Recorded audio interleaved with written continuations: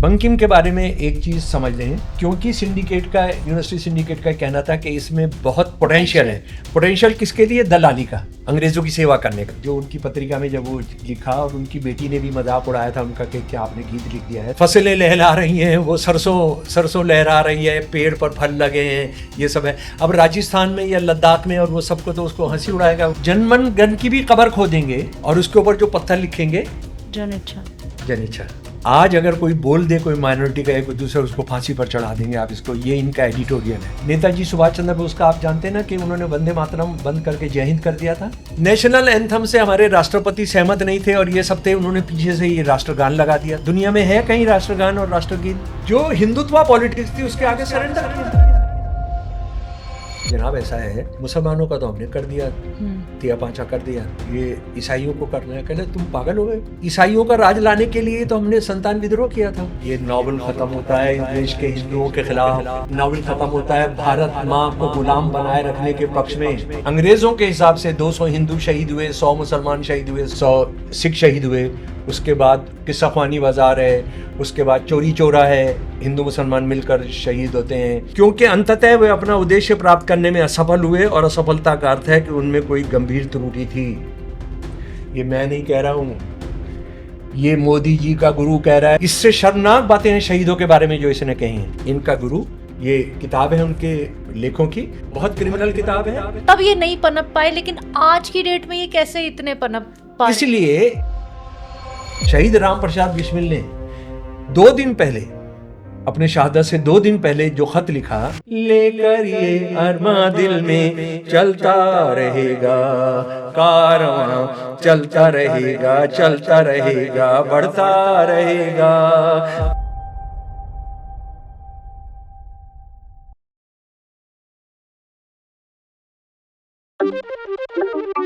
हिंदू मतलब तो कट्टर हिंदू नहीं। अमेरिका थप्पड़ मार रहा है, चीन थप्पड़ मार रहा है, इसलिए मोदी जी से विनती है कि वो रिटायर हो जाए।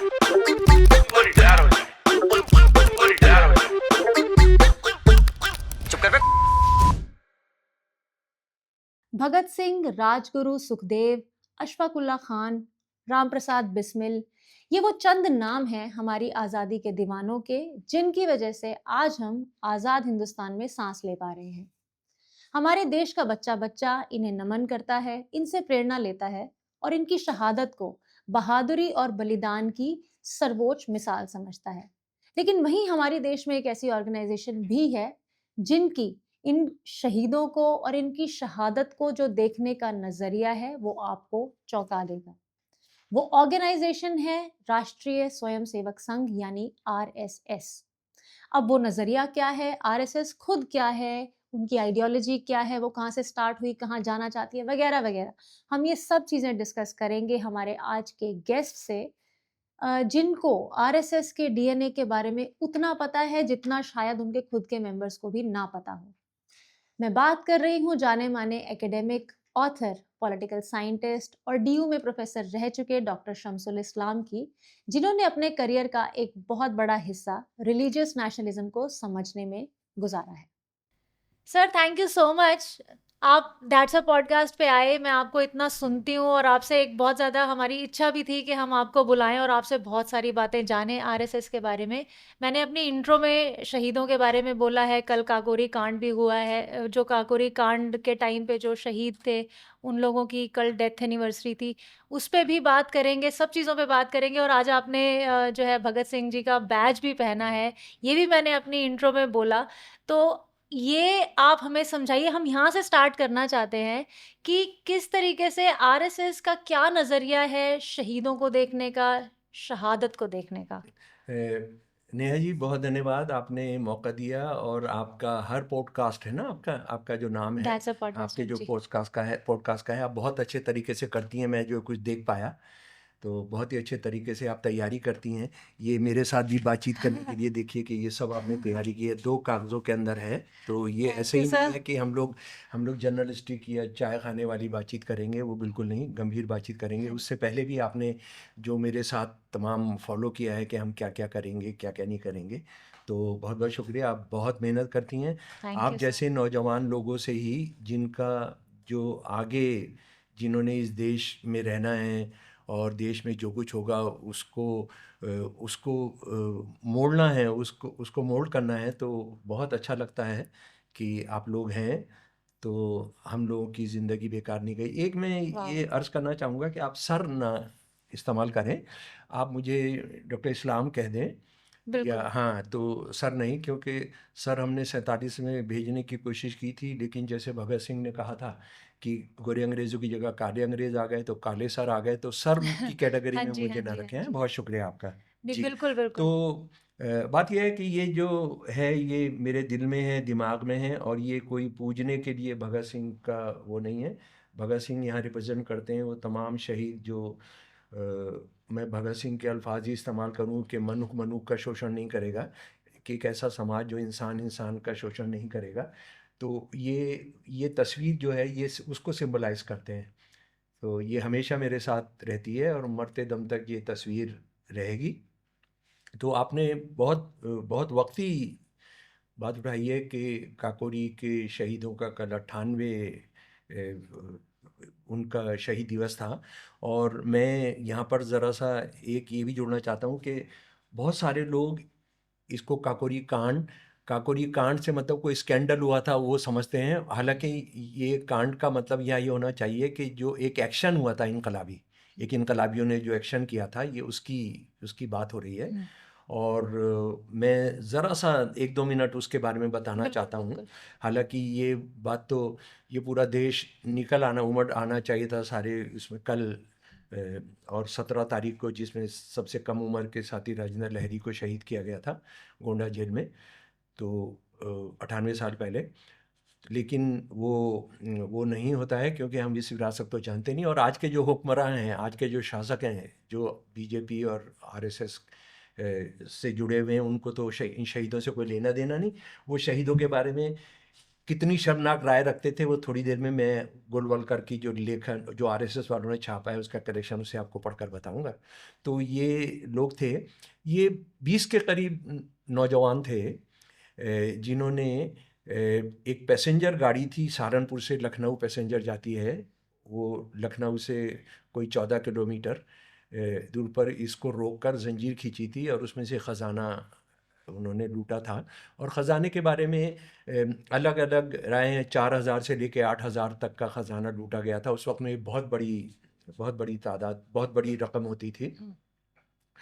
और इस ये जो ख़जाना उन्होंने लूटा था उसमें बहुत कन्फ्यूजन में एक पैसेंजर की भी डेथ हो गई थी, जबकि उन्होंने किसी पैसेंजर को कोई नुकसान नहीं पहुंचाना था, सिर्फ सरकारी ख़जाना लूटना था। ये और इसको इस देश को जानना ज़रूरी है कि जिनको अंग्रेज़ हमारे लुटेरे और ये कहते थे कि ये आतंकवादी और ये सब हैं, ये दुश्मन है देश के, वो देश के दुश्मन नहीं थे। जैसे आज भी सरकारें जो हैं, जो नौजवान साथी आज विरोध करते हैं, लड़के लड़कियां, किसान, मजदूर, वकील, उनको जेलों में डाला हुआ है सब वही कहकर, उनको वही आतंकवादी कहकर, कि ये जो नौजवान थे इंडियन रिपब्लिकन आर्मी के जो साथी थे, इन्होंने किसी भी जो सिविलियन था उसमें बहुत सारी औरतें बहुत जेवर पहनी हुई थी, उनके पास अपने पैसे थे, कई दुकानदार सफ़र कर रहे, क्योंकि लखनऊ बड़ा सेंटर है, बिजनेस के लिए लोग आते जाते, किसी को हाथ नहीं लगाया। नहीं तो वो लाखों रुपए का सामान लूट सकते थे, ले सकते थे, सिर्फ सरकारी सिर्फ खजाने को सरकारी लिया। खजाना। और सरकारी खजाने को किस लिए लिया, ये मेरे प्यारे दोस्तों जान लो। हमको इतिहास में ये बताया जाता है, हमें बहुत सारे बहुत अपने आप को प्रगतिशील दिखने वाले साहित्यकार भी हमको ये बताते हैं कि ये उन्होंने हथियार के लिए किया था, ये झूठ है। वो मनमोहन नाथ गुप्त जी जो उनमें से एक थे, वो उनको उनके साथ मुझे रहने का और मेरी जो नुक्कड़ नाटक टीम है निशांत के साथियों का हमको मौका मिला है, ख़ासतौर पे लास्ट में इटावा में हम कई दिन एक साथ थे। उन्होंने बताया कि हम जो है एक छापाखाना इस्टेब्लिश करना चाहते थे, हम एक प्रेस इस्टेब्लिश करना चाहते थे जिसमें हम समाजवादी साहित्य छापकर नौजवानों में, पढ़े लिखे मजदूरों में, बुद्धिजीवियों में, वकीलों में, इनमें तकसीम करना चाहते थे। कोई हथियार का नहीं था, क्योंकि हथियार वाला रास्ता ये छोड़ चुके थे। ये जो रिपब्लिकन आर्मी था ये जल्दी सोशलिस्ट रिपब्लिकन आर्मी बन गई, और उन्होंने ये तय किया, जिसमें भगत सिंह भी शामिल थे, उन्होंने ये तय किया कि किसी आदमी को मारने से सिस्टम नहीं बदलेगा। किसी बम फोड़ने से कोई नहीं होगा। हमारी ये लंबी लड़ाई है। हमने समाज में मूलशूल परिवर्तन करना है। हमने इसको समाजवादी समाज बनाना है। ये अभी मैं आपको दस्तावेजों से आपको बताऊंगा, ये कोई हवा में बात नहीं हो रही है। तो ये था नेहा जी। और इसमें कौन कौन लोग शामिल थे? चंद्रशेखर आज़ाद थे, इस पर मौजूद थे। राम प्रसाद बिस्मिल थे, अशफाकुल्ला थे, राजेंद्र लहरी थे, रोशन सिंह थे, और उसके अलावा 17 दूसरे साथी थे जिनकी कल एक बहुत रेयर फोटो हमने Rare रिलीज photo, किया है। right, तो वो right. मुझे लगता है वो दिखाया जाना चाहिए, है ना? बिल्कुल, एक वीडियो बनवाई है मैंने, मैं हाँ, वो उसमें 17 डालूंगी। लोग जो थे वो दुर्लभ चित्र है। यानी जिस देश के अंदर हिंदू मुसलमानों के लड़ने के फोटो, और जिसमें एक मुसलमान बच्ची के मुंह से आप नकाब खींचते हुए उसका फोटो जब चल रहे हो, तो ये फोटो नहीं पहुंच रहे हैं, तो इसी वजह से वो सब हो पा रहा है। तो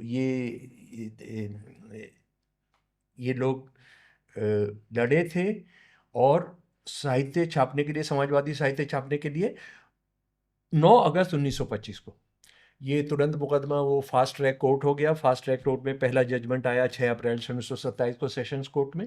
लेकिन उस वक्त तक चंद्रशेखर आज़ाद तो गिरफ्तार ही नहीं हुए, कभी अशफाकुल्ला भी गिरफ्तार नहीं हुए थे। तो ये फिर मुकदमे को अभी रखा गया कि हम लेट्स वेट कि ये दोनों गिरफ्तार होंगे।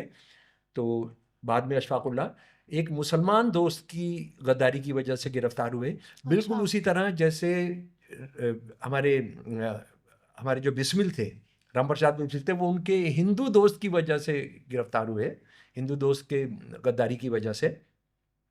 यानी लड़ने वाले हिंदू मुसलमान थे, तो गद्दारी करने वाले भी हिंदू मुसलमान थे।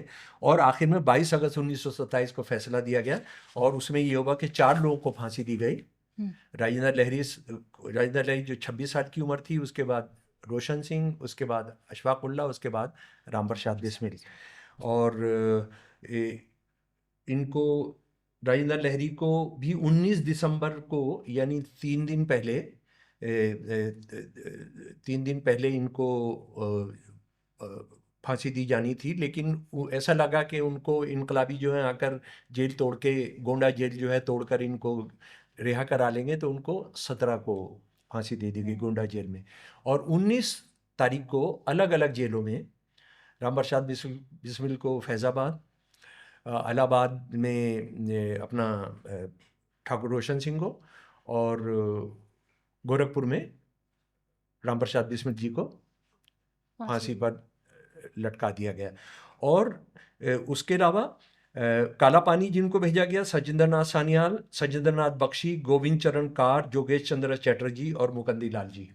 ये मैं नाम इसलिए बताना चाह रहा हूँ क्योंकि देश, मेरे प्यारे दोस्तों, मेरे प्यारे सुनने वालों, ये इनको छुपाया जाता है, ये नहीं बताया जाता है कि इस देश को किन लोगों ने आज़ाद कराया, किन लोगों ने कुर्बानी दी, जिन्होंने कुछ काम नहीं किया, दलाली की, अंग्रेज़ों की दलाली की, उन्होंने मुगलों की दलाली की, वो सारे के सारे आज इस देश पर राज कर रहे हैं। उसके बाद 14 साल की सज़ा हुई मनमथ नाथ गुप्त जी को, जिनके साथ हम फ़ख्र है हमें कि हमने कुछ दिन उनके साथ बिताए थे। और 10 साल की सज़ा हुई थी राजकुमार सिन्हा जी को, विष्णु शरण दुबली जी को, रामकृष्ण खत्री जी को और सुरेश चंद्र भट्टाचार्य जी को। 5 साल की सज़ा हुई थी भूपेंद्र नाथ सान्याल जी को, प्रेम कृष्ण खन्ना जी को, बनवारी लाल जी को और राम दुलारे त्रिवेदी जी को। 4 साल की सज़ा हुई थी प्रणवेश चटर्जी। 3 साल की सज़ा हुई थी रामनाथ पांडे। इसमें लगभग 60% जो लोग हैं वो बंगाल के हैं।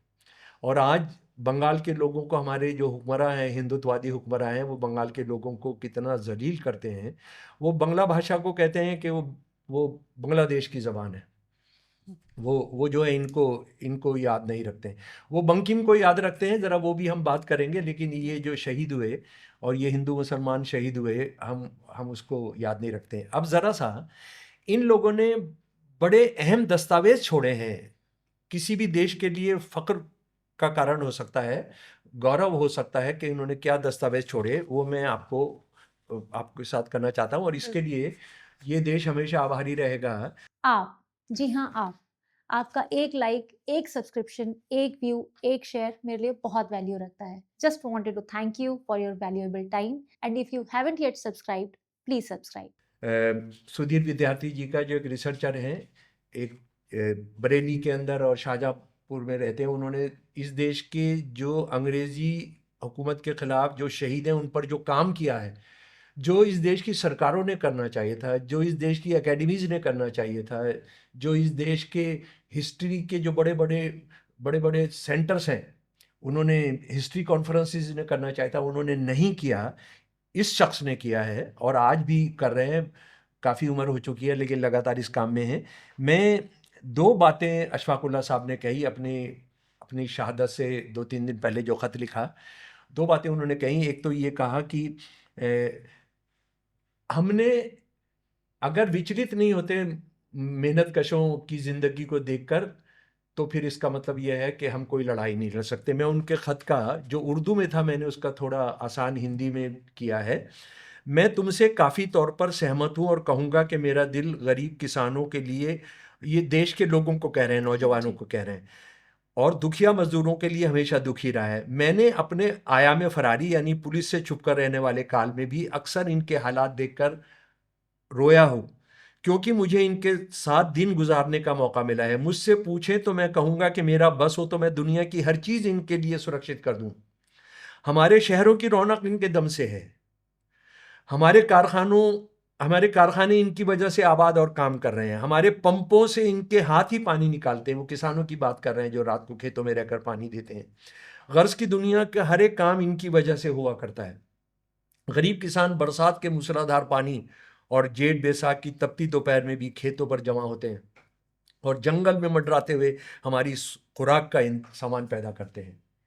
कब कह रहे हैं ये? 25-26 के अंदर अशफाकुल्लाह कह रहे हैं जी। आज कोई नेता जानता है किसानों के साथ क्या होता है? और उसके बाद अशफाकुल्लाह कहते हैं, देश के लोगों को याद दिलाते हैं, नौजवानों को याद दिलाते हैं, ये बिल्कुल सच है कि वो जो पैदा करते हैं, जो वो बनाते हैं, उसमें उनका हिस्सा नहीं होता, हमेशा दुखी और दरिद्र रहते हैं। मैं इत्तफाक करता हूँ कि इन तमाम बातों के ज़िम्मेदार हमारे गोरे आका और उनके एजेंट हैं। मैं जो है, अब वो सोशलिस्टों को, जो इस देश के सोशलिस्ट हैं, कम्युनिस्ट हैं, उनको संबोधित करते हैं और कहते हैं, मेरे दिल में तुम्हारी इज्जत है और मैं मरते हुए भी तुम्हारे सियासी मकसद से बिल्कुल मुत्तफिक हूँ, सहमत हूँ। मैं हिंदुस्तान की ऐसी आज़ादी का ख्वाहिशमंद था जिसमें गरीब खुश और आराम से रहते। खुदा मेरे बाद वह दिन जल्द आए जबकि छतर मंजिल लखनऊ में लोको वर्कशॉप के अब्दुल्ला मिस्त्री और चमड़े का काम करने वाले धनिया किसान भी मिस्टर खालिकुज़्ज़मा और जगत नारायण मुल्ला व राजा साहब महमूदाबाद के सामने कुर्सी पर बैठे नजर आए। यानी वो जो कल्पना कर रहे हैं, वही भगत सिंह ने उसकी कल्पना की कि हम गोरे अंग्रेज़ों के चले जाने पे काले अंग्रेज़ों का राज नहीं चाहते हैं, हम मेहनत कशों का राज चाहते हैं। तो क्या कह रहे हैं, ये अंग्रेज़ों के दलाल थे खलीकुज़्ज़मा और जगत नारायण मुल्ला, इनकी बड़ी कोठियाँ थीं, इनके महल थे लखनऊ के अंदर। तो वो क्या कह रहे हैं, मैं अशफाकुल्लाह कह रहे हैं, मैं वो दिन देखना चाहता हूँ जिसमें लोको वर्कशॉप के अब्दुल्ला मिस्त्री और ये धनिया और गरीब किसान भी उनके सामने बैठकर आंखों में आंखें डालकर उनसे बात कर सकें। अच्छा, ये आज समझना इस बात को ज़रूरी है, जबकि हमारे यहाँ लोग जो है समाजवाद शब्द को हमारे संविधान से निकालने की बात कर रहे हैं, जबकि हमारी सुप्रीम कोर्ट ने एक फैसला दिया, मतलब बड़ा शर्मनाक फैसला दिया कि समाजवाद जो है, समाजवाद बनाने का हमारे देश के संविधान निर्माताओं ने ये आर्थिक बराबरी करने का कोई संविधान नहीं बनाया था। जो झूठ बोल रहे थे वो चंद्रचूड़ साहब जो है, जब उन्होंने वो फैसला दिया। अच्छा, उसके बाद एक दूसरी बात जो इतनी ही अहम है, आज आप देखेंगे कि इस देश में महंगाई, बेरोजगारी, हिंसा, खासतौर पर औरतों पर हिंसा, पॉल्यूशन, स्वास्थ्य की सेवाओं की, नौकरियां ख़त्म हो जाना, नौकरियां तो अब है ही नहीं, कॉलेजेस का बंद हो जाना, हज़ारों स्कूलों का बंद हो जाना, उसका क्या जवाब है शासकों का? हिंदू मुसलमान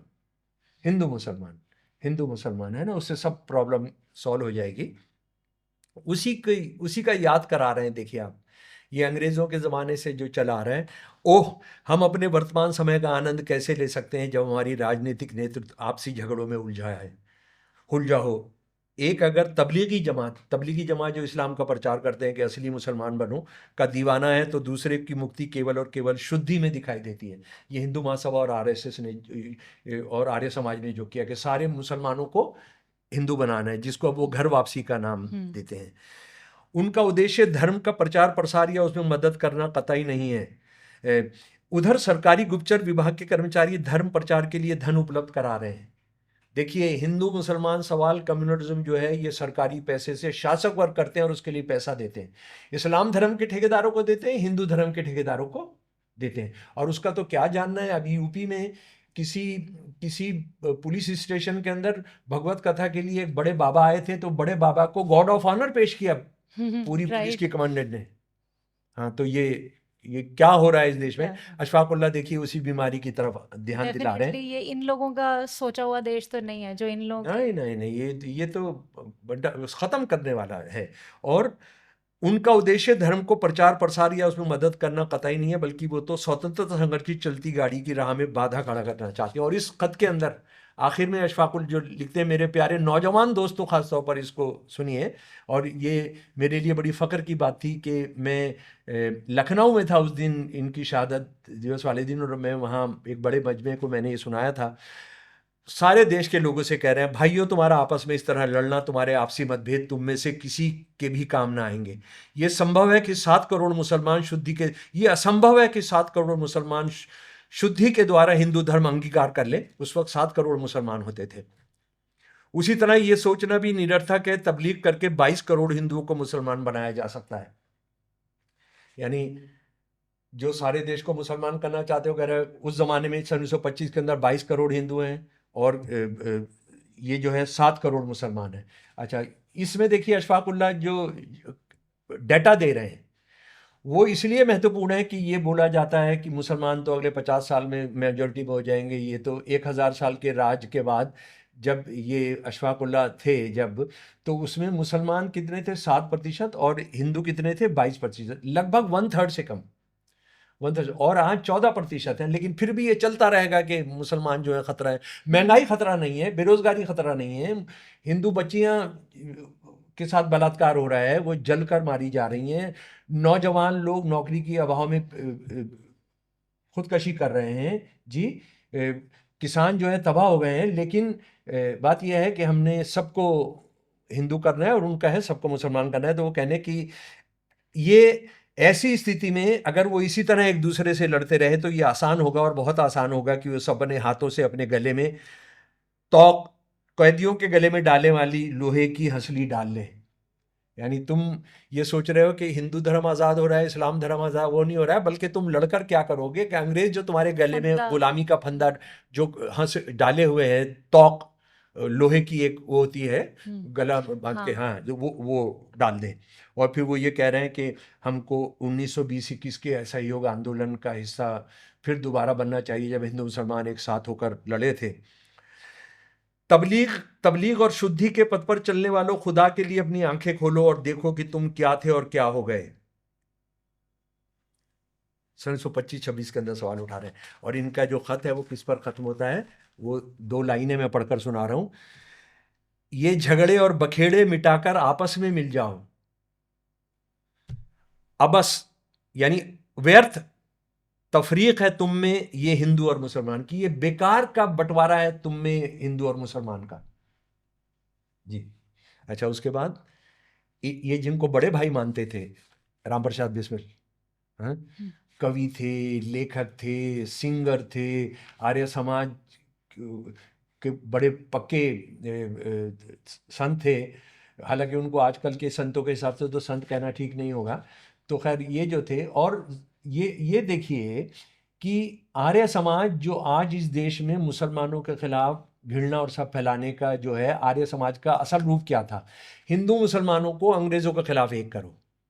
लेकिन आज आर्य समाज आरएसएस के साथ मिलकर और ये सब करके जो सब कर रहा है, वो बड़े शर्म की बात है। पर ये देखिए, शहीद राम प्रसाद बिस्मिल ने 2 दिन पहले, अपने शहादत से 2 दिन पहले जो खत लिखा, आपको अगर आंखों में आंसू नहीं आएंगे तो मुझे लगता है कि आपके साथ कुछ गड़बड़ है। आज 16 दिसंबर 1927 ईस्वी को निम्नलिखित पंक्तियों का उल्लेख कर रहा हूँ, जबकि 19 दिसंबर ईस्वी सोमवार, वो किस दिन शहीद हुए थे वो भी हमको पता लग गया, सोमवार को 6 बजे प्रातःकाल इस शरीर को फांसी पर लटका देने की तिथि निश्चित हुई है। अगर कोई साधारण आदमी हो तो वो तो बेहोश हो जाएगा कि मैं 2 दिन के बाद फांसी पर लटकने वाला हूँ, माफीनामे भेजेगा, वो कहेगा मुझे बचा लो, मुझे बचा लो, मुझे बचा लो। मुझे बचा लो, है कोई खुदा भगवान मुझे बचा लो, वो कह रहे हैं 2 दिन के बाद मर्जी होगी, लेकिन मैं देखो मेरी बात सुनो, क्योंकि मेरा जन्म जन्मांतर उद्देश्य रहेगा कि मनुष्य मात्र को सभी प्राकृतिक पदार्थों पर समान अधिकार प्राप्त हो। देखिए वही अशफाकुल्लाह जो समाजवाद की बात कर रहे हैं, भगत सिंह जो बात कर रहे हैं, वही एक बात कर रहे हैं, कोई किसी पर हुकूमत ना करे। और यहाँ पर मुझे ब्रेथ की लाइनें याद आ गई उनका, I am not a emperor, कोई किसी पर हुक्मरान हुकूमत ना करे, सारे संसार में जनतंत्र की स्थापना हो। वर्तमान समय में भारतवर्ष की अवस्था बड़ी शोचनीय है, अतः एवं लगातार कई जन्म इसी देश में ग्रहण करने होंगे, और जब तक कि भारतवर्ष के नर नारी पूर्णतः सर्वरूपेण स्वतंत्र ना हो जाएं। अशफाक राम प्रसाद बिस्मिल अशफाकुल्लाह के बड़े भाई क्या कह रहे हैं कि मेरे को कितनी बार भी जन्म लेना पड़ेगा, लेकिन मैं यहीं जन्म लूंगा और देश को आज़ाद कराने के लिए कोशिश करूंगा। अब आज के जो हिंदुत्ववादी हैं और जो इस्लामवादी हैं, जो इस्लामिस्ट हैं, मैं उनको पूछना चाहता हूँ, तुम्हारा ये कहना था मुसलमान धर्म की उनके अलग राष्ट्र होता है, हिंदुओं का धर्म अलग राष्ट्र होता है। अशफाकुल्लाह और राम प्रसाद बिस्मिल से जाना तुमने सीखा था कुछ? उसी वक्त में आरएसएस पैदा हो रही है जब ये हो रहा है, उसी वक्त में तबलीगी जमात पैदा हो रही है, उसी वक्त में मुस्लिम लीग फिर दोबारा अपने हथियार लेकर फिर मैदान के अंदर आ रही है। इस्लाम धर्म के ठेकेदार और हिंदू धर्म के ठेकेदार निकल कर आ रहे हैं। जब हिंदू और मुसलमान दोनों एक राष्ट्र के लिए, एक भारत माता के लिए, वो कह रहे हैं हम दोनों एक राष्ट्र के हैं, हम दोनों भारत माँ के बच्चे हैं, तो आरएसएस वालों ने जो आज हुकूमत कर रहे हैं उनको तो जवाब देना होगा कि सन 1925 में तुम आ चुके थे, आर्य समाज था उस वक्त में, तो राम प्रसाद बिस्मिल आरएसएस में क्यों नहीं गए, हिंदू महासभा में क्यों नहीं गए? ये तो तब था वहां पर, क्योंकि तुम उस वक्त अंग्रेजों की दलाली कर रहे थे, और ये अंग्रेजों की दलाली, अंग्रेजों के दलालों और अंग्रेजों के खिलाफ लड़ते हुए जान दे रहे थे। एक और बात बहुत बहुत भावुक है कि जब ये दोनों अशफाकुल्लाह भी गिरफ्तार हो गए और ये दोनों कोर्ट में लाए गए, तो राम प्रसाद बिस्मिल जी ने कहा, देखिए जज साहब, अंग्रेज जज था सेशन कोर्ट का, कि ये आप अशफाकुल्लाह पर जो केस चला रहे हो ये तो गलत है, क्योंकि ये तो उस दिन थे ही नहीं, ये वहां थे नहीं काकोरी का जिस दिन एक्शन हुआ। और अशफाकुल्लाह कह रहे हैं कि जनाब आप क्या कर रहे हो, इनको पंडित जी को आप कहाँ, पंडित जी के साथ आप क्या कर रहे हो, ये तो उस दिन थे ही नहीं। मतलब ऐसे मतवाले, ऐसे मतवाले मस्ती कर रहे हैं वहां पे, मतलब आप देखिए एक दूसरे के लिए। और यहाँ पर क्या है कि किसी को भी मुसलमान कह के, किसी को कुछ कह के, अब बांग्लादेश में आज आ रहा है कि वो एक इनकलाबी बच्चे को मारा गया, अब उसके अंदर वहाँ हिंदू पर हमला कर रहे हैं। वो बच्चा जो मारा गया है वो सेकुलर बांग्लादेश चाहता था, वो हिंदुओं मुसलमानों वहाँ के हिंदुओं के साथ कोई तफरीक ना हो, कोई, उसके लिए उसने जान दी। लेकिन उसके लिए जो हिंसा जो है, और उसमें ज़रूर है कि तमाम दुनिया के बहुत सारे देशों की इंटेलिजेंस एजेंसीज करा रही होंगी कि उसकी विरासत को ख़राब किया जाए। तो ये टू नेशन थियरी के खिलाफ सबसे बड़ा जो सबूत दे दिया अशफाकुल्लाह और राम प्रसाद बिस्मिल ने, कि हम अलग अलग धर्मों के हैं, हम अलग अलग जातियों के हैं। राजेंद्र लहरी अलग जाति के हैं, उधर ठाकुर रोशन सिंह, उनके नाम से ही मैं ठोकर इसलिए कह रहा हूँ कि ताकि पता लग जाए कि वो राजपूत थे, एक पंडित थे, एक पठान थे, ये अलग अलग जाति के होकर इन्होंने शहादत दी।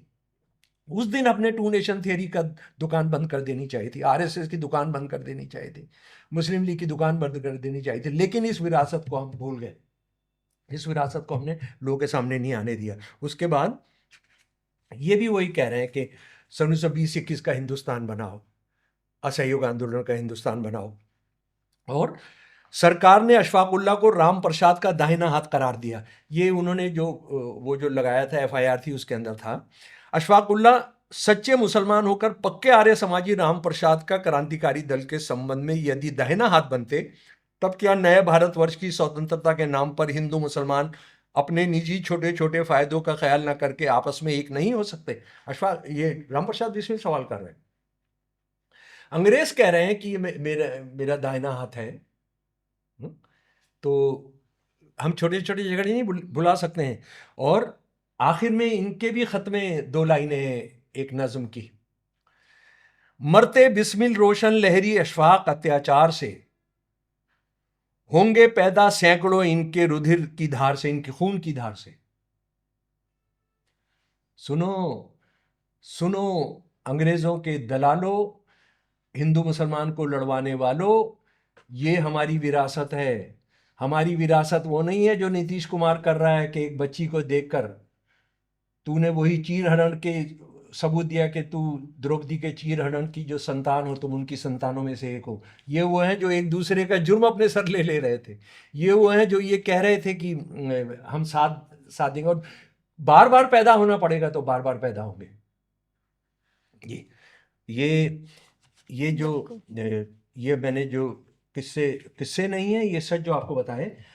मैं 40 साल से आरएसएस वालों से पूछ रहा हूं कि तुम 1925 में तुम स्थापित हुए थे, तुम 15 अगस्त 1947 तक, चाहे ये हो हमारे काकोरी के शहीद हो, चाहे जलियांवाला बाग के शहीद हो, जिसमें अंग्रेजों के हिसाब से 200 हिंदू शहीद हुए, 100 मुसलमान शहीद हुए, 100 सिख शहीद हुए।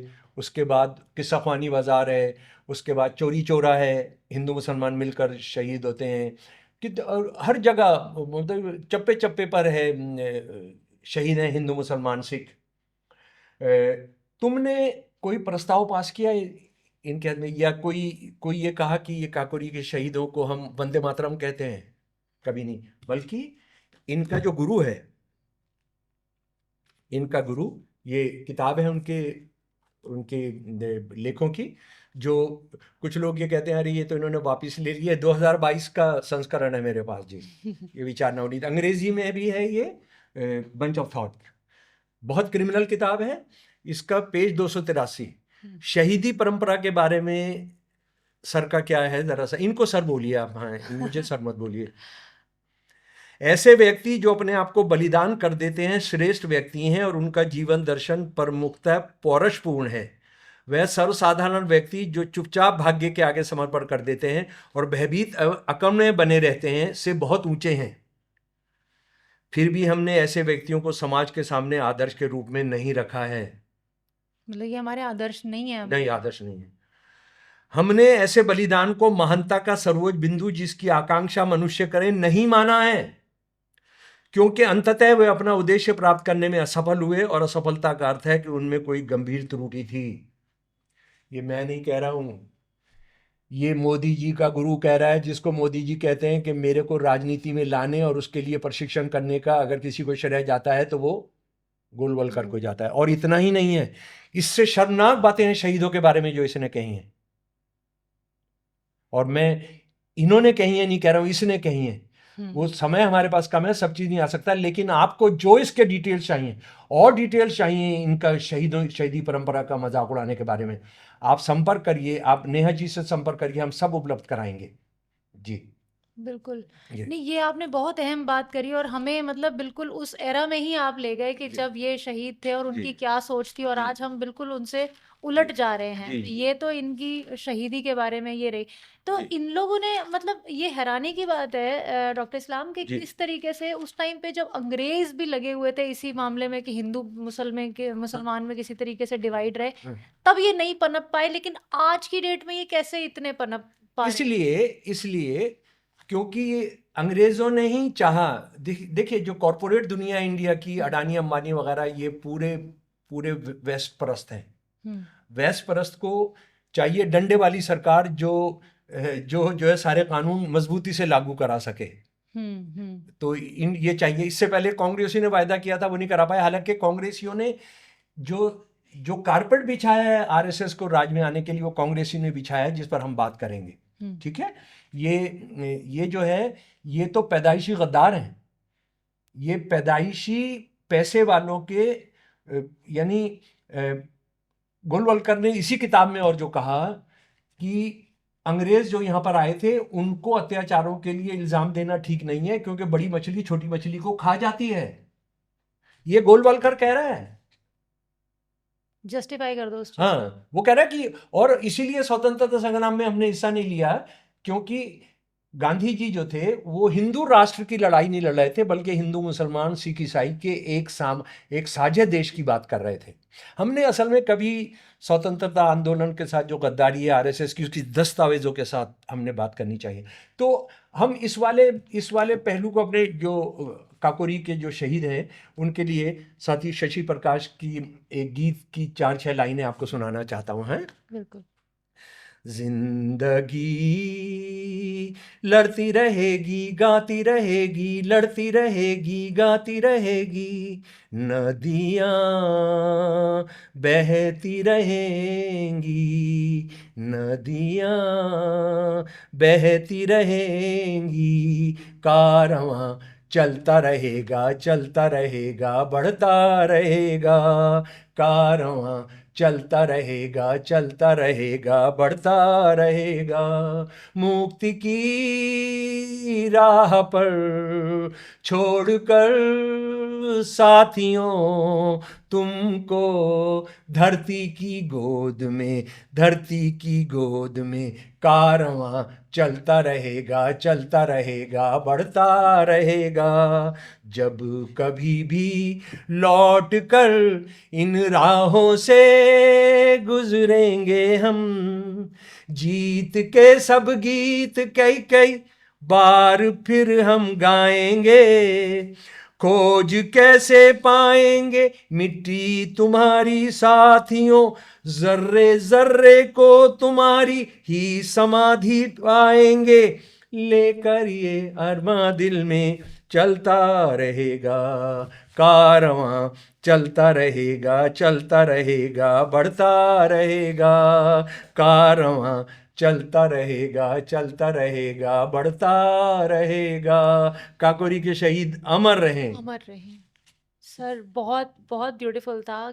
पता नहीं व्यूअर्स कैसे देखते हैं, मेरे को खुद को हम सिर्फ इनकी शब्द जब सुनते हैं तभी हमारे अंदर इतनी ऊर्जा उस तरीके की होती है और उस जोन में हम पहुंच जाते हैं, पता नहीं क्या। और आप सोचिए कि अगर ये दास्तानें अपने लोगों को बताई जाती जो आज हिंदू मुसलमान पॉलिटिक्स कर रहे हैं, उनको नहीं समझ में आता गेम क्या है, उनके समझ में नहीं आता गेम क्या है। सर हम आपसे जानना चाहते हैं बंकिम चंद्र चैटर्जी के इतिहास के बारे में भी, और उनके जो उनकी रचना है उनके बारे में भी। और एक मेरा क्योंकि अब इतना सारा बवाल हो रहा है वंदे मातरम के इर्द गिर्द, तो मैं एक सवाल आता है दिल में कि क्या मजबूरी थी कि हमें वंदे मातरम ही अडॉप्ट करना पड़ा एज अ नेशनल सॉन्ग, जब उसकी बैकग्राउंड में कम्युनलिज्म है इस सॉन्ग में, क्या बोलते हैं जो उनका गीत जो है, जो गीत गीत है, गीत में भी है, और राष्ट्रगीत जो है, हाँ जी हाँ जी, और जहाँ से ये आनंद मठ से लिया गया वहां पे भी। नेहा जी बहुत शुक्रिया। आप इसको, हालांकि संसद के अंदर चर्चा बंद हो गई है और बड़े बड़े विद्वान, सरकारी विद्वान, सरकार विरोधी विद्वान सब अपने फतवे और सब दे चुके हैं, लेकिन मैं बहुत संजीदगी से कहना चाहता हूँ कि वंदे मातरम पर या बंकिम पर या आनंद मठ पर बहुत बेईमानी के साथ बहस हुई है।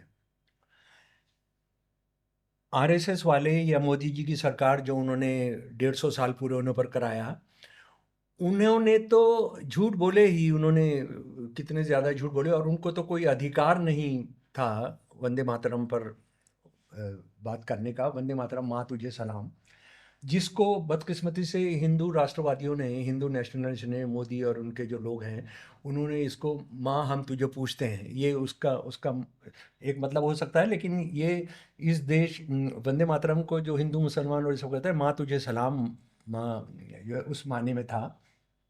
तो उस बहस में मैं नहीं जा रहा हूँ, लेकिन मैं ये कह रहा हूँ कि इन्होंने तो कभी भी वंदे मातरम का सोचा नहीं। इनका तो देखिए, ये कब से मैं पूछ रहा हूँ, कितने दशकों से पूछ रहा हूँ कि मुझे, ठीक है तुमने गांधी जी के हेडगवार जो थे वो कांग्रेस के बड़े लीडर थे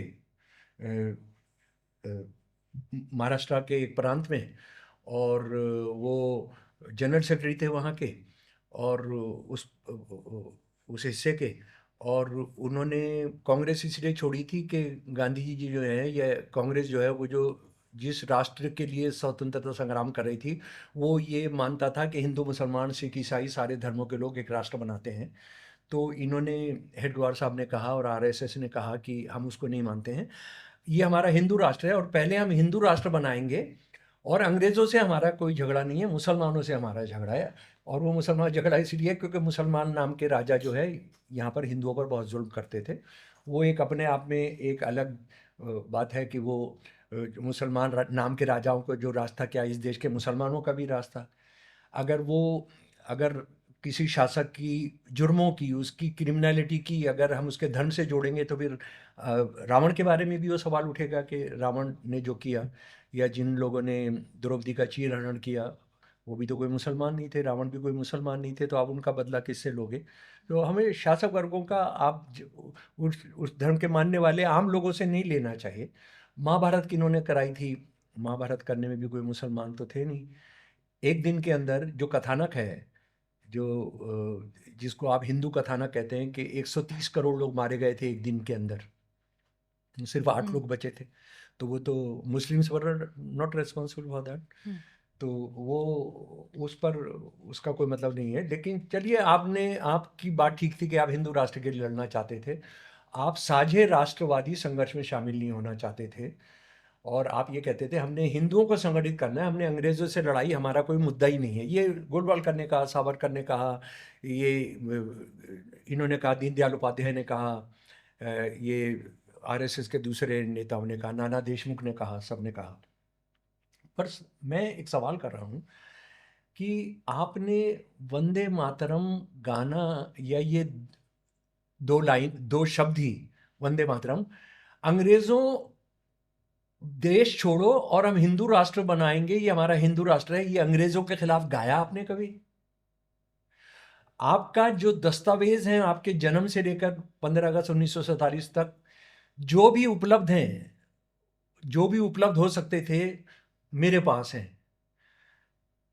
आप मुझे बता दीजिए, आपके पास कोई ऐसा दस्तावेज अभी हो कि जिसमें आपने जैसे मान लीजिए हम दिल्ली के अंदर हैं, यूपी के अंदर हैं, आपने किसी चौक में वंदे मातरम, और आप अपना तिरंगा झंडा नहीं, आप अपना केसरिया झंडा लहराते हुए आए हों और कहा हो कि अंग्रेज़ों वंदे मातरम, अंग्रेज़ों भारत छोड़ो, हम माँ तुझे सलाम करते हैं। भारत माँ की कभी बात आपने अंग्रेजी राज के अंदर की? अंग्रेजी राज में तो आपके जो संतानें हैं उन्होंने मुस्लिम लीग के साथ सरकारें चलाई सन 1942 में। सन 1941-42 में मुस्लिम लीग के साथ मिलकर आपने नेताजी सुभाष चंद्र बोस की आज़ाद हिंद फौज के खिलाफ हिंदू सेना भर्ती कराई। 1.5 लाख हिंदू मुसलमान भर्ती कराए। 1 लाख सावरकर साहब ने कहा कि हमने कराया हिंदू महासभा ने, और जिन्होंने कहा 50,000 मुसलमान हमने सेना में भर्ती कराए, जिन्होंने बाद में कत्लेआम किया नॉर्थ ईस्ट के अंदर, जब जापानी सेना के साथ हमारी आज़ाद हिंद फौज आई, हज़ारों शहीद के गए। वहाँ पर जो अंग्रेज़ों ने बड़ी होशियारी से जिनको लगाया था उसको रोकने के लिए, वो इन्हीं को लगाया था, 1.5 लाख लोगों को। ये क्या देश जानता नहीं है? तो हमें बताइए कि आपने 15 अगस्त 1947 से पहले किया, कोई वंदे मातरम का नारा लगाया, कोई मजमा किया? और ये मैं इसलिए कह रहा हूँ कि अगर आप अकेला आदमी कोई बाहर वंदे मातरम नारा लगाता था तो वो गिरफ्तार होता था। पूरे तो पढ़ने की बात छोड़ दीजिए, पढ़ने की बात छोड़ दीजिए, और अगर 5 लोग होते तो गोली चलती थी, और एक आदमी होता था तो उसको कम से कम 1 साल की सजा होती थी। और हजारों केसेस हैं जो वंदे मातरम कहते हुए हिंदू मुसलमान गिरफ्तार हुए 1 साल का, के सैकड़ों हैं जो शहीद किए गए वंदे मातरम। उनमें से इनका कोई नहीं है। नहीं, ये अपना बता देना, एक बता दें कि भाई हेडगेवार साहब ने फला दिन किया था, हाँ, गोलवालकर साहब ने फला दिन किया था। सन 1939 तक तो अटल बिहारी वाजपेयी, LK आडवाणी, दीनदयाल उपाध्याय, बल्लाज मधोक, ये सारे RSS में आ चुके हैं, RSS के ओल्ड टाइमर बन चुके हैं। तो इन्होंने कोई लगाया हो तो ये तो छुटा तो नहीं रह सकते थे। तो ये सच बात है कि आप इसको एक मुसलमानों को पीटने के लिए इसको कर रहे हैं, और सवाल इससे ज़्यादा गंभीर है नेहा जी, बहुत ज़्यादा गंभीर है।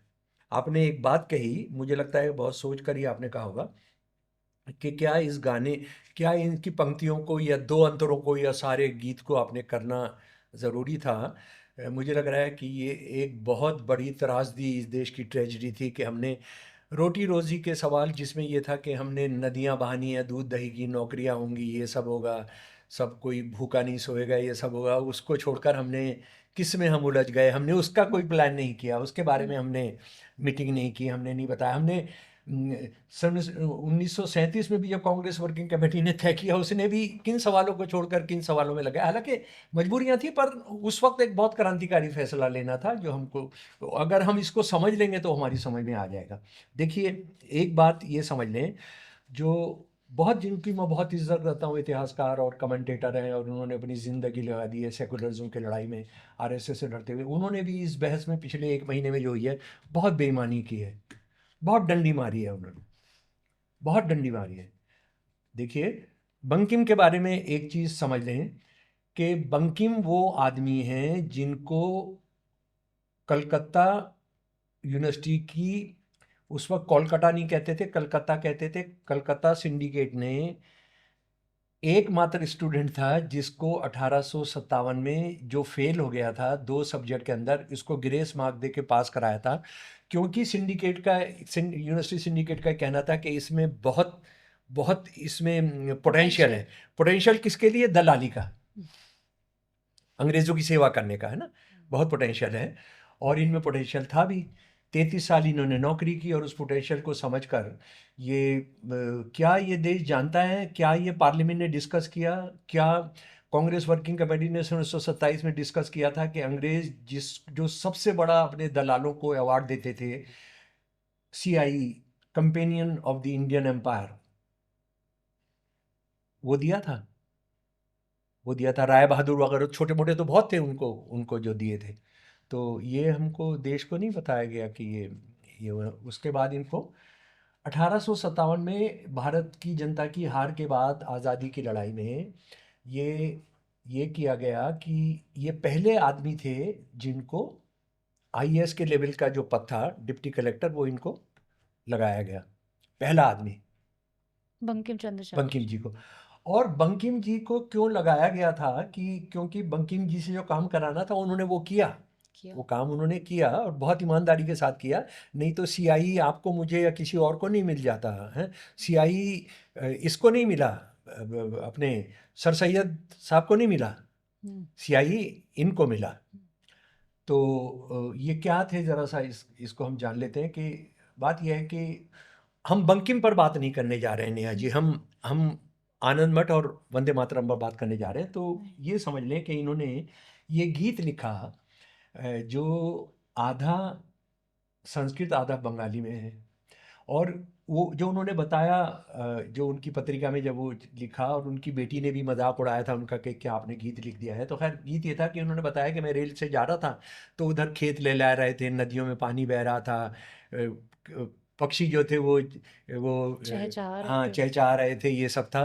तो उसका उन्होंने वर्णन किया, और उसको एकदम से नापसंद कर दिया, और ये कहा गया कि यार ये तो कोई जो गांव में यात्रा होती है ना, मतलब गांव में यात्रा को माना जाता है कि तो यार अनपढ़ लोग और ये सब लोग जो देखते हैं इस तरह के गाने हैं ये, तो वो उन्होंने सॉरी उसको एक तरफ रख दिया। लेकिन ये गाना जब बंगाल पार्टीशन होता है तो उसके बाद ये बहुत यूज़ में आता है, माँ तुझे सलाम। लेकिन उससे पहले क्या होता है कि ये अंग्रेज़ों की सेवा करने के लिए बराबर लिटरेचर दिख रहा है। देखिए, आनंद मठ ज़रा सा समझ लें क्या है। आनंद मठ एक विद्रोह की बात कर रहा है, एक संतान जो हिंदू साधु हैं उनकी विद्रोह की बात कर रहा है, मुसलमान नवाब के खिलाफ, जो 1770 के आसपास में हुआ है। एक तो मज़े की बात यह है कि ये 1777 का जो विद्रोह था, ये सिर्फ साधुओं का विद्रोह नहीं था, ये फकीर और साधुओं का मिला जुला विद्रोह था। हिंदू मुसलमान साधु और मौलवी मिलकर हथियार उठाकर कब्जा करते थे, लूटते थे। और उसके बाद लेकिन उनका एक रॉबिन हुड का जो था कि वहाँ के जो पीड़ित किसान थे, बिहार बंगाल के और उड़ीसा के पीड़ित किसानों को की मदद करने के लिए थे।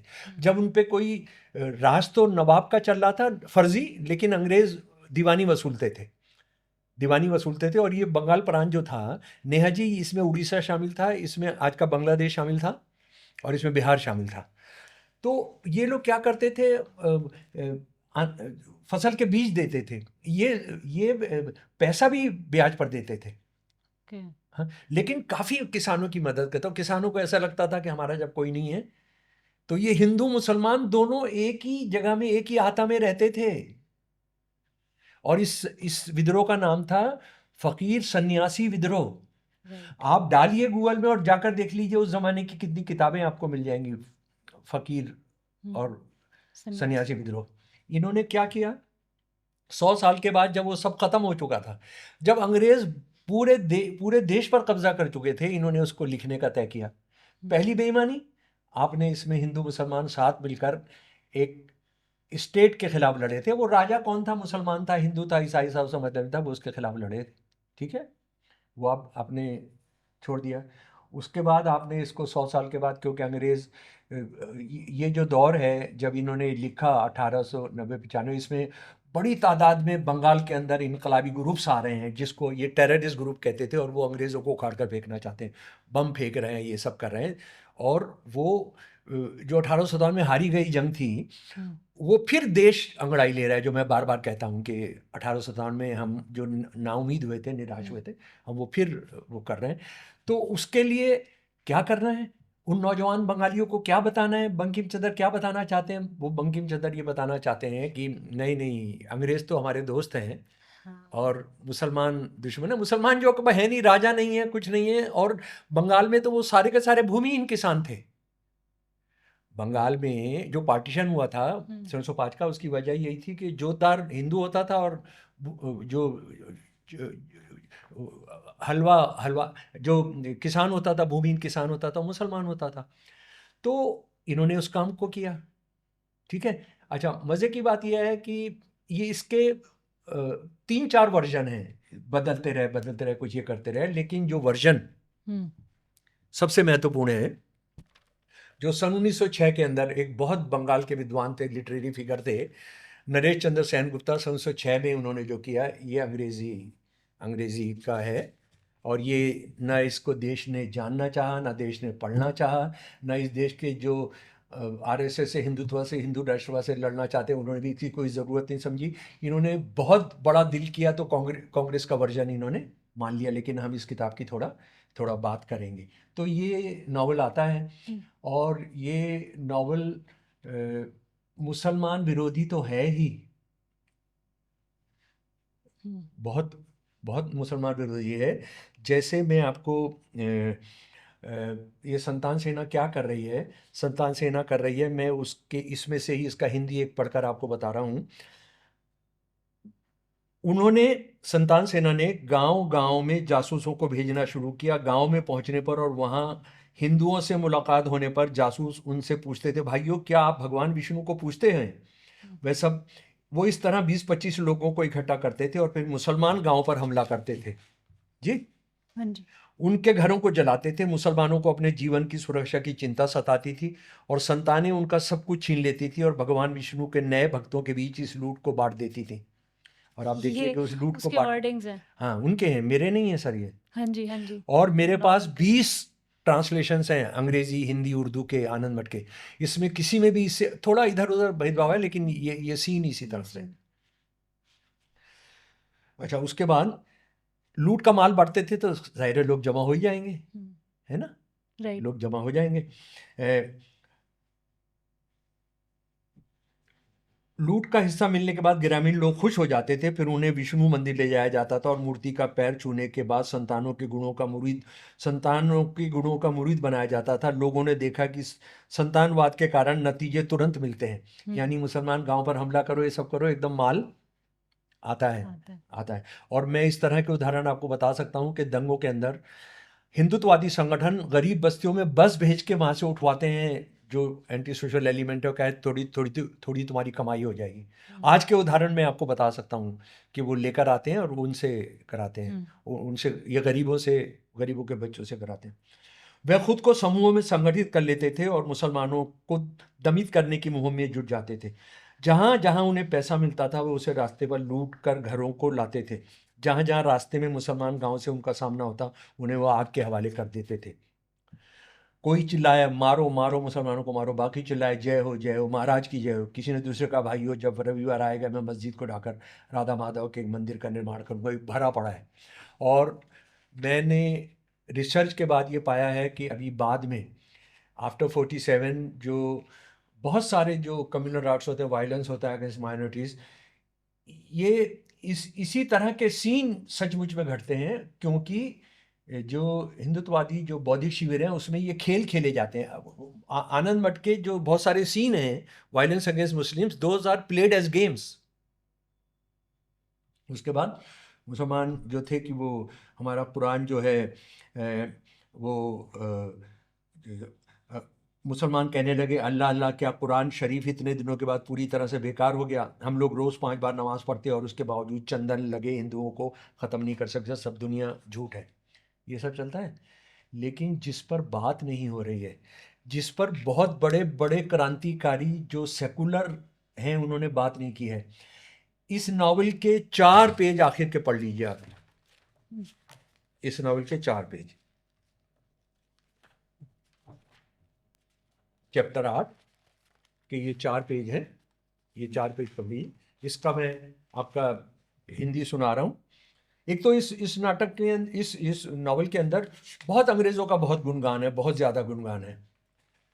तो होता क्या है कि मुसलमानों को हरा दिया, लास्ट के जो 4 पेज हैं, और ये जो है सारे लोग एक जगह आकर बैठ गए, सत्यानंद और दूसरे लोग, और अब ये प्लान कर रहे हैं कि हमको जो है अब अंग्रेज़ों का कब्ज़ा हो गया, अब हमने अंग्रेज़ों से लड़ने के लिए, असल में जो असली देशभक्त हैं वो हिंदू जो हैं वो जमा हुए हैं, और जिस मंदिर में जमा हुए हैं वो भी हमको बताया जा रहा है कि वो मंदिर जो है पहले बौद्ध मंदिर था। यानी एक चीज़ जिस पर कोई चर्चा नहीं हुई कि भाई ये बौद्ध मंदिर कौन से थे, क्यों थे, और इसका क्यों गुणगान किया जा रहा है। कांग्रेस वर्किंग कमेटी ने 1937 में भी इस सवाल को उठाना चाहिए था कि भाई अब ऐसा नावल जिसमें आप बौद्ध मंदिरों को आपने उसका ब्राह्मणाइजेशन किया है, आपने ऐसे नावल को हम क्यों कुछ लेंगे, चलिए उसको छोड़ दीजिए आप। लेकिन इस पर तो शर्म आ जानी चाहिए थी। और मैं जो कहता हूँ कि ये पूरा नावल जो है अंधविश्वास को कितना बढ़ावा देता है। ये क्या कहता है, ये ज़रा सुनिए। तो कहते हैं कि क्या क्यों इतने उदास बैठे हो? तो वो भावानंद और सत्यानंद वगैरह जो हैं, जो संतान सेना के लीडर हैं, वो कहते हैं कि जनाब ऐसा है कि मुसलमानों का तो हमने कर दिया, तिया पांचा कर दिया, ये ईसाइयों को करना है। कहले तुम पागल हो गए, ईसाइयों का राज लाने के लिए तो हमने संतान विद्रोह किया था। भगवान की तरफ से जो है भावानंद, वो बहुत गुस्सा हो जाते हैं, लेकिन उनको बहुत डांट डपकार करके तुम ये जो मलेच्छ जिसको हिंदू धर्म कहते हैं, 34 करोड़ देवी देवताओं को पूजना, ये कोई धर्म नहीं है। उस सब के भी, यानी जिसको आज ये आरएसएस वाले सनातन धर्म कहते हैं, उसका भी मजाक उड़ा रहे हैं। और क्या कहते हैं, अंग्रेज जब तक शासक ना बने तब तक संतान मूल्यों की बहाली की कोई संभावना नहीं है। मेरी बात गौर से सुनो, और जैसा कि महात्माओं ने समझा था मैं तुम्हें समझाऊंगा। हिंदू अंग्रेज राज में सुखी रहेंगे, वो बिना किसी परेशानी के अपने मूल्यों पर अमल कर पाएंगे। इसलिए है बुद्धिमान, अंग्रेजों के खिलाफ युद्ध करने से तुम अभी दूर रहो और मेरा अनुकरण करो। विद्रोह इसलिए किया गया था कि अंग्रेज राज स्थापित हो सके। तुम्हारा उद्देश्य सफल रहा, तुमने माता की बेहतरी का काम किया है, अंग्रेजी राज कायम हो गया है। तुम युद्ध छोड़ो और अपनी दुश्मनी का त्याग करो, लोगों को खेती के काम में लगने दो, धरती अनाज से फले फूले, लोग समृद्ध हो। अब कोई दुश्मन नहीं है, अंग्रेज अब हमारे सहयोगी राजा हैं। इसके अलावा किसी के पास भी ऐसी सत्ता नहीं जो अंतिम तौर पर अंग्रेजों के खिलाफ युद्ध को जीत सके। ये नॉवल खत्म होता है इस देश के हिंदुओं के खिलाफ।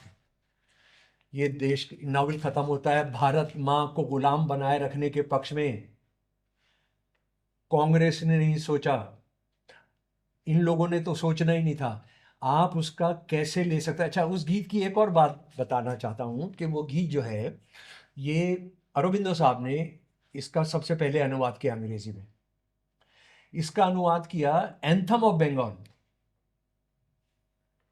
बंगाल का तराना। 7 करोड़ लोगों का जिक्र है, जो 7 करोड़ बंगाल प्रोविंस का था, 7 करोड़ का जिक्र है। उसके बाद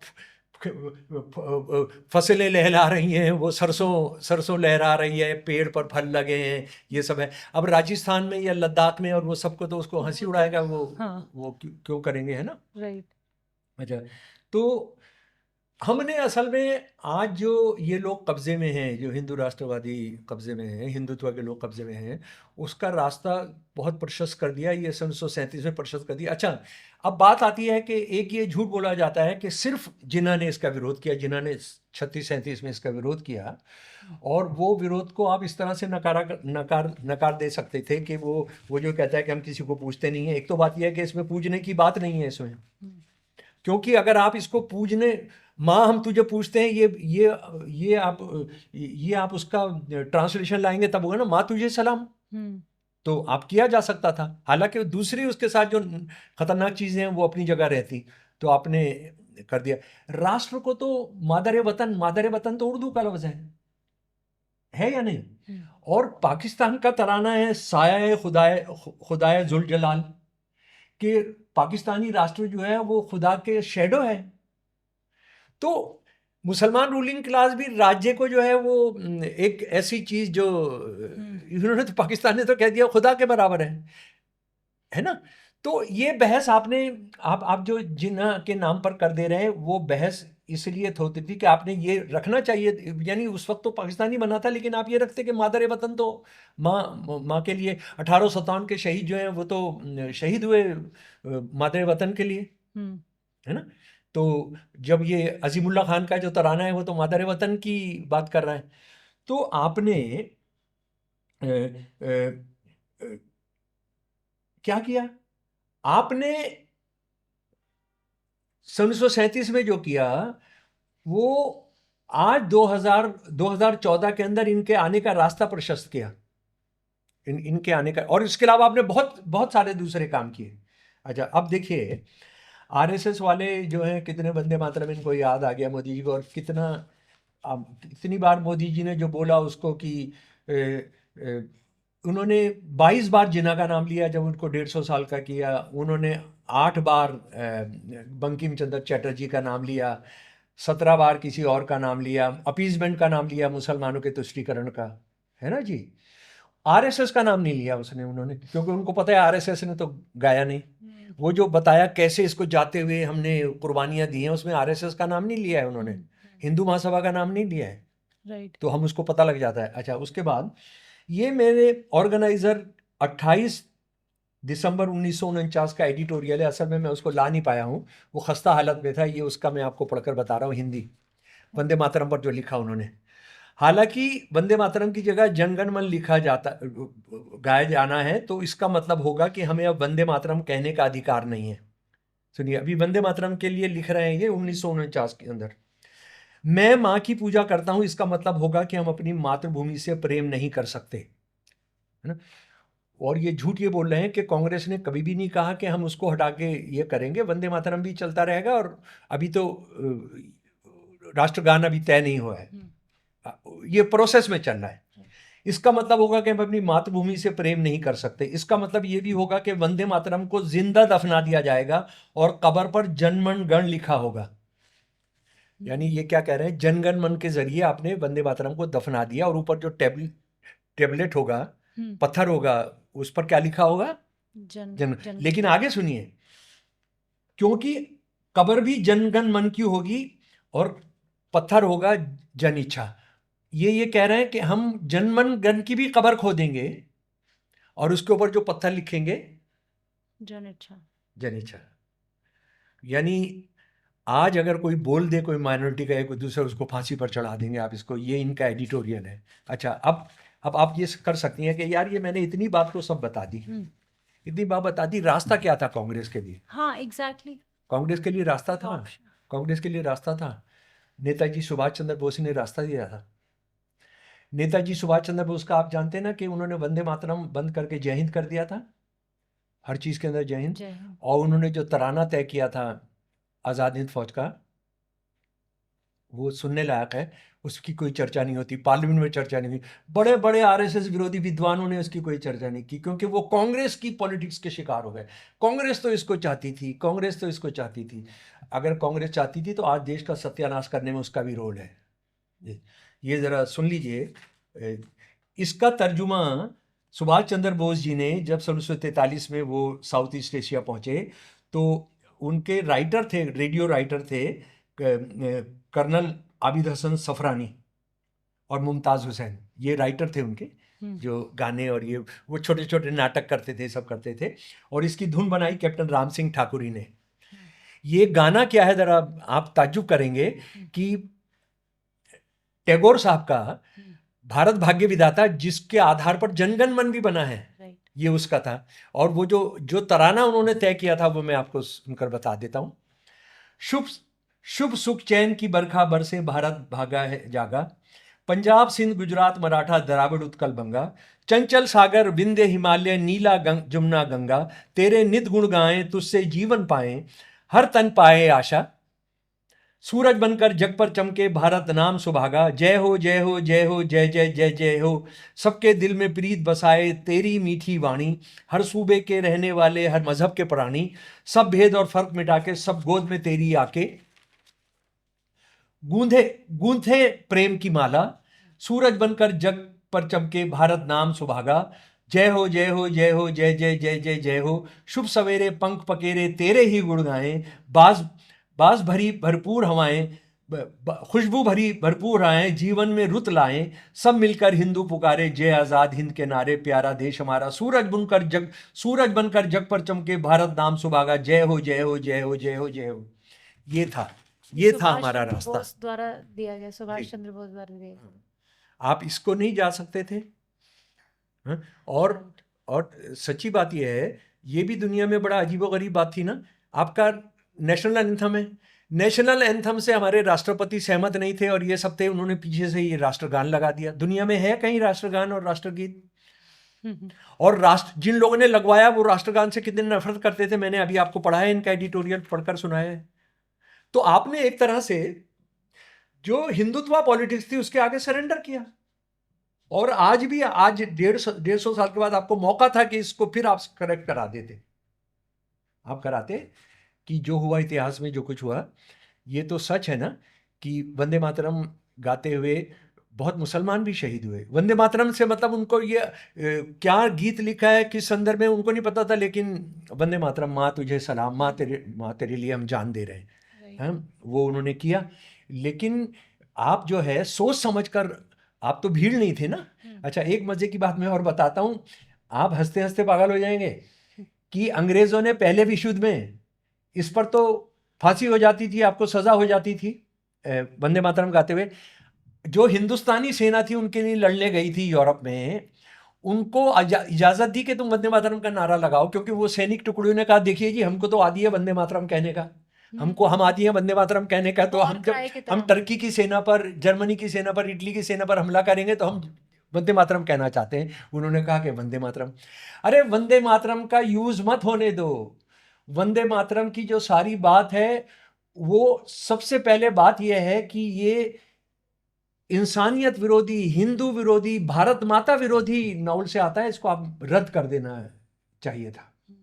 जी धन्यवाद। वाह sir, thank you so much. आपकी बहुत मतलब उस टाइम की जो इमोशंस रहे होंगे उसका एक थोड़ा सा ग्लिम्स मिला आज के हमारी इस चर्चा में। लेकिन वाइंड अप करने से पहले मैं आपका एक बहुत सिली कह दो इस सवाल को या कैसा भी कह दो, बट ऐसा आपको लगता है कि कौन सा ऐसा एरा रहा होगा हिंदुस्तान के मुसलमानों के लिए, बेस्ट और वर्स्ट, अगर ऐसा कुछ कैटेगराइज करना हो? देखिए, एक बदकिस्मती क्या है कि या हिंदुओं के लिए नहीं, हाँ नहीं, आपने सही, लेकिन सारे हिंदू एक तरह से होते हैं, सारे मुसलमान एक तरह से होते हैं, ये बहुत बड़ा गड़बड़ है ना। जैसे अब आप औरंगजेब को मुसलमान से जोड़ेंगे, तो औरंगजेब ने अपने बाप को जेल में डाला, अपने 3 भाइयों का कत्ल कराया है। अच्छा, औरंगजेब वो है जो शिवाजी से लड़ने कभी नहीं गया। औरंगजेब की तरफ से शिवाजी से जितनी लड़ाइयाँ लड़ी वो जयसिंह 1 और जयसिंह 2 ने लड़ी, चाचा भतीजे थे। दारा शिकोह जिन्होंने उपनिषद का ट्रांसलेशन किया था फारसी में, और उसके बाद वो अगर उपनिषद नहीं होते तो उपनिषद आज दुनिया में आते भी नहीं, क्योंकि वहीं से भी फिर अंग्रेजी में अनुवाद हुए। तो ये उनको पकड़कर कौन लाया? जयसिंह 1 लेकर आए। जयसिंह 1 ने जितनी लड़ाइयाँ लड़ी उसके लिए उनको बेटा, उनको सवा कहा गया, सवाए जयसिंह। ये जानता है क्या ये देश कि हम एक होते हैं 1 और सवा? आज जो ये रजवाड़ों की जो अपनी फैमिलीज की साइट्स हैं उसमें वो आज भी सवाई लिखते हैं, सवाई मान सिंह, सवाई जय सिंह। ये किसका दिया हुआ है? औरंगजेब का। मिर्जागान यानी राजे टर्की शब्द का है, ये औरंगजेब ने इनको दिया है। अच्छा, अकबर जो है हमारे राणा साहब से लड़ने गया कभी? कभी नहीं गया। कौन गया? उनका साला मान सिंह गया ना। राइट। तो आप मुसलमान का मतलब क्या है? मुसलमान राजा या मुसलमान जनता? रावण राजा थे और सब कुछ थे, लेकिन उन्होंने क्या काम किया? उस वक्त तो मुसलमान नहीं थे। उन्होंने क्या किया? ऐसा सीता को इसलिए तो नहीं उन्होंने अपहरण किया कि वो मुसलमान थी। उन्होंने और जो श्रीलंका जो जलाई गई राम जी ने, और वो जो हमारे हनुमान जी ने, तो वो तो कोई मुसलमान थे इसलिए नहीं जलाया था। तो ये हिंदू मुसलमान का जो है अपने आप में बहुत बहुत गड़बड़ घोटाला है। ये जो हमारे द्रोणाचार्य हैं, द्रोणाचार्य ने किसका अंगूठा कटवाया था कि वो जो है एकलव्य मुसलमान था, छोटी कास्ट का था ना। हाँ तो अच्छा, अब आप आ जाइए। बहुत सारी बातें हैं, बहुत सारी बातें। आखिरी बात मैं कह रहा हूँ, आरएसएस मुसलमानों का दुश्मन है, ईसाइयों का दुश्मन है, ठीक है। उन्होंने चैप्टर 16 इस किताब के अंदर लिखा है। मुसलमान इंटरनल थ्रेट्स 3 है, आंतरिक दुश्मन 3 है, मुसलमान 1, ईसाई 2, कम्युनिस्ट 3।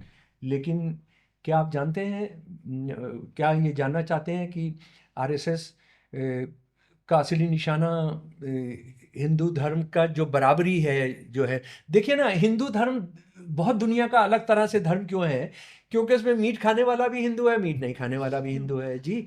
इसमें मूर्ति पूजा करने वाला भी हिंदू है, मूर्ति पूजा नहीं करने वाला भी हिंदू है। आर्य समाज की बात आप ले लीजिए, है ना। उसके बाद प्याज खाने वाला भी हिंदू है, प्याज नहीं खाने वाला भी हिंदू है। आप उस सब को खत्म करके आप उसको सब एक रंग में होंगे, एक तरह का खाना खाएंगे, एक तरह का कपड़ा पहनेंगे, वो आप करना चाहते हैं, वो होगा नहीं। और एक बात कह रहा हूं मैं, आरएसएस के मर्दों के संगठन का नाम है राष्ट्रीय Swayamsevak Sangh, volunteers of the nation. 1936 में जो औरतों का संगठन बनाया उन्होंने, उसका नाम है राष्ट्र सेविका समिति। नेशन की सेवा करने वाली औरतें की समिति। मर्द वॉलंटियर हैं, औरतें जो हैं सेविकाएं हैं। और इन सेविकाओं को एक शपथ लेनी है। वो शपथ ये है कि वो अपनी इज्जत की, यानी अपनी ऑनर की, अपनी चेस्टिटी का ध्यान करेंगी। ये लड़कों के लिए नहीं कहा गया आरएसएस को कि तुम अपनी चेस्टिटी का ध्यान करोगे, क्योंकि लड़की की चेस्टिटी तो तभी खराब होगी ना जब कोई मर्द और से इन्वॉल्व होगा। सही बात है। मर्दों के लिए कि सिर्फ मैं राष्ट्र के लिए, भारत माता के लिए मैं जान दूंगा। औरतों के लिए उनको संयम आना होगा, उनको बच्चों को पालने का, उनको बर्दाश्त का मादा होना चाहिए। और उसके बाद ये आरएसएस की दुकानों पर किताबें बिक रही हैं, आरएसएस की दुकानों पर, गीता प्रेस की, गृहस्थ में कैसे रहें, हैं? ये स्वामी राम सुखदास जी की है, 1-1 लाख छपती है एक वक्त के अंदर। ये हिंदू औरत के लिए जो है, जरा सुन लीजिए। पति मारपीट करे दुख दे तो पत्नी को क्या करना चाहिए? उत्तर, पत्नी को तो यही समझना चाहिए कि मेरे पूर्व जन्म का कोई बदला है, ऋण है जो इस रूप में चुकाया जा रहा है, अतः मेरे पाप ही कट रहे हैं और मैं शुद्ध हो रही हूँ। ये मुसलमान औरत के लिए नहीं कहा है उन्होंने, ये ईसाई औरत के लिए नहीं कहा है। हमको इस्लामवादियों से पूछना चाहिए तुम्हारा मुसलमानों के बारे में क्या एजेंडा है? बदकिस्मती से इस देश के कांग्रेसियों ने, इस देश के कम्युनिस्टों ने, इस देश के सोशलिस्ट ने आरएसएस को सिर्फ ये मुसलमान ईसाइयों का दुश्मन है, ये इस देश की हिंदुओं का दुश्मन है, आम हिंदू औरत का दुश्मन है। ये सवाल उठानी अगर ये होता तो आज ये मुंह दिखाने लायक नहीं रहते। Thank you sir. जय हिंद। बहुत अच्छा लगा और इस डिस्कशन को नेक्स्ट पार्ट में आगे लेके चलेंगे।